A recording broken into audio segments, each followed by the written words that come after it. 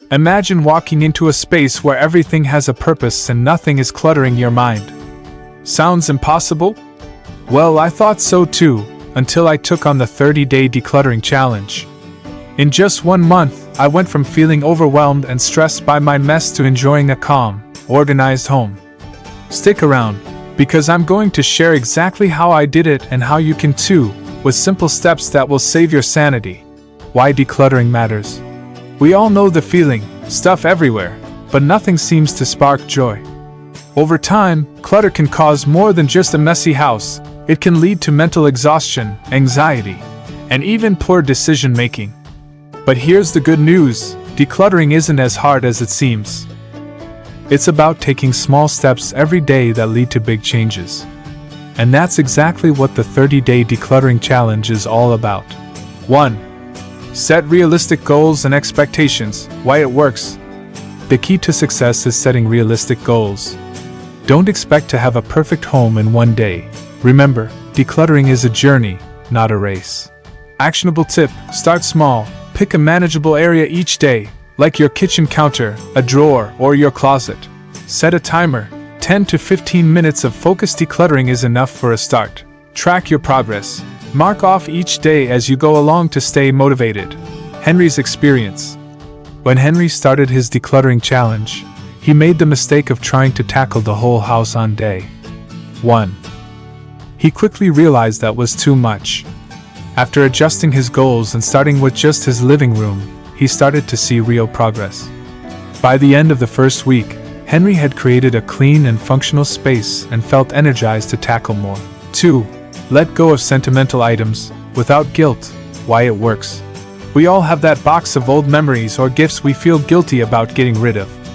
But holding on to things just because we should is draining. Actionable tip, ask yourself, does this item bring you joy? Or is it just taking up space? Start with non-sentimental items like clothes you never wear or random kitchen gadgets. If it doesn't serve you, let it go. Donate or sell it, knowing it will be useful to someone else. Henry's experience. Henry had a box of old trophies and gifts from friends and family. They were full of memories, but he never used them. After much contemplation, he decided to let them go. The relief was instant.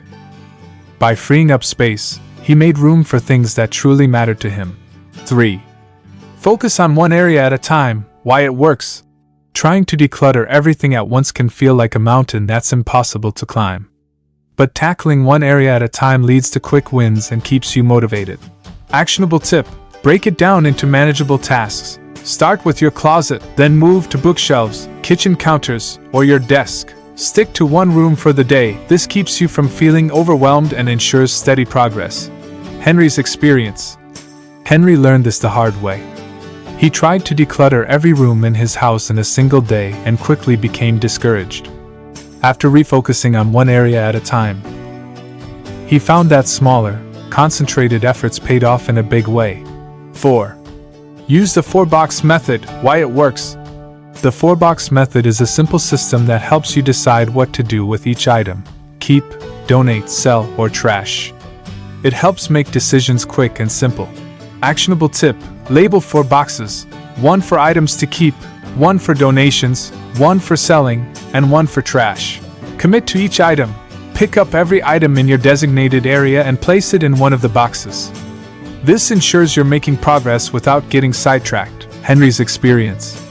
Henry had a hard time deciding what to do with his things until he started using the 4-box method. It made things simple, and he was able to make fast decisions.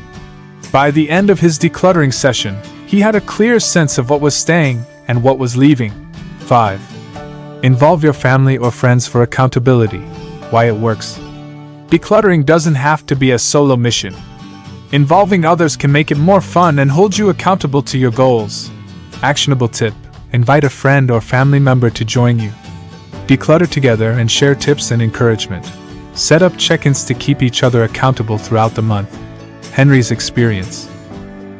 When Henry's wife joined him in the challenge, it became a team effort. They cheered each other on, tackled bigger tasks together, and celebrated their progress. The process became more enjoyable, and they were able to declutter their home faster than they thought. 6. Celebrate your progress and keep the momentum going. Why it works. Decluttering can be exhausting, but every little win deserves to be celebrated. Celebrating your progress keeps you motivated to keep going. Actionable tip: take photos before and after to see the transformation. Treat yourself after completing a major task, whether it's a relaxing night in or a small reward. Henry's experience. After finishing his kitchen, Henry felt a huge sense of accomplishment. He treated himself to a nice dinner at home with his family to celebrate, and that feeling of success fueled him to keep going through the challenge. Conclusion: the results of decluttering. At the end of the 30 days, Henry didn't just have a clutter-free home. He had more space, a clearer mind, and a newfound sense of peace. Minimalism wasn't about being perfect, it was about finding freedom in simplicity. So, how about you? Are you ready to take the 30-day decluttering challenge and simplify your life?